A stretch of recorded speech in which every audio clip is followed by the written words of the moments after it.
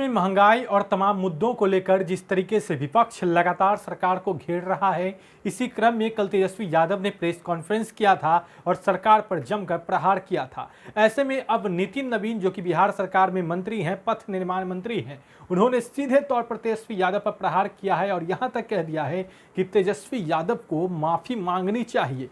क्या कुछ है पूरा मामला, पहले आप सुनिए।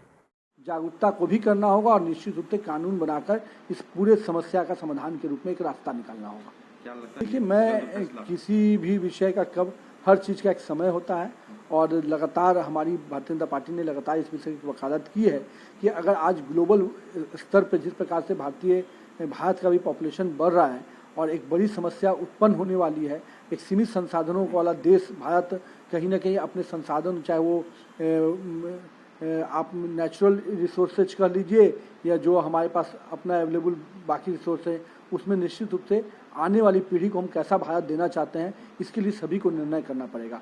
हम अपने भविष्य का भारत किस प्रकार कर देखना चाहते हैं, हमारे जो भविष्य के बच्चे आएंगे, क्या उनको हम एक खुशहाल भारत दे पाएंगे, इस सब चीज़ों पर विचार करके निश्चित रूप से समय आ गया कि इस कानून पर निर्णय होना चाहिए। सरकार को क्या बताएं? देखिए, मैं किसी सरकार नहीं, पूरे भारत के सभी सरकारों का फर्ज है और माननीय प्रधानमंत्री जी ने भी लगातार इस ओर हमेशा कहा है कि एक ऐसा विषय है जिसमें जो भी ग्लोबल समस्या, इन्वायरमेंट की इशू जो आ रही है, उस पर माननीय प्रधानमंत्री जी लगातार हमेशा कहें कि ग्लोबल समस्या पर, हर जलवायु परिवर्तन हो या जलवायु संरक्षण हो, इन सभी विषयों पर अब काम करने का समय आ गया है। पूरे देश में कोविड की वैक्सीन को फ्री किया गया, वो पर उस पर तो उन्होंने बधाई नहीं दिया राज्य की और केंद्र की सरकार को।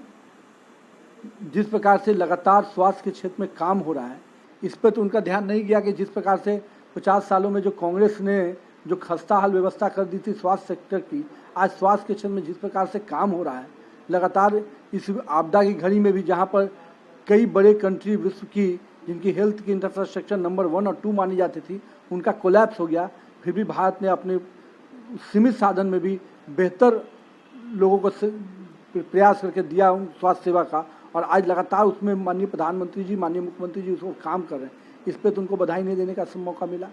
तो महंगाई जहाँ पर कोई विषय ही नहीं है, जनता को मालूम है कि जिस प्रकार से सरकार काम कर रही है, जनता का एक एक पैसे का हिसाब सरकार दे रही है और सरकार उसको अपनी योजनाओं में सामने ला रही है।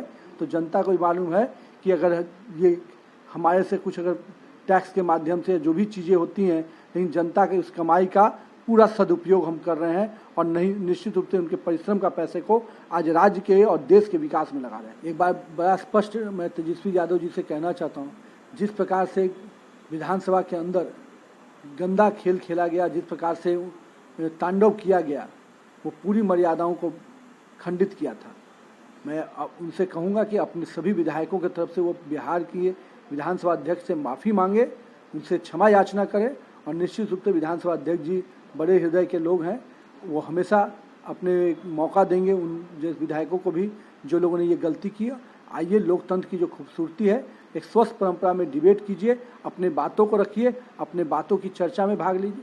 जब विषय पर, समस्या पर बात करने का मौका आता है तो नेता प्रतिपक्ष गायब हो जाते हैं। बाढ़ पर हम लोग बैठक कर रहे थे सभी विधायकों के साथ, उस समय नेता प्रतिपक्ष गायब थे, उनके भाई भी गायब थे। तो समझिए कि वो विषयों पर बात नहीं करना चाहते हैं, उनका मकसद हंगामा करना है। अगर उनका मकसद हंगामा करना है तो कानून अपने तरीके से निपटेगा।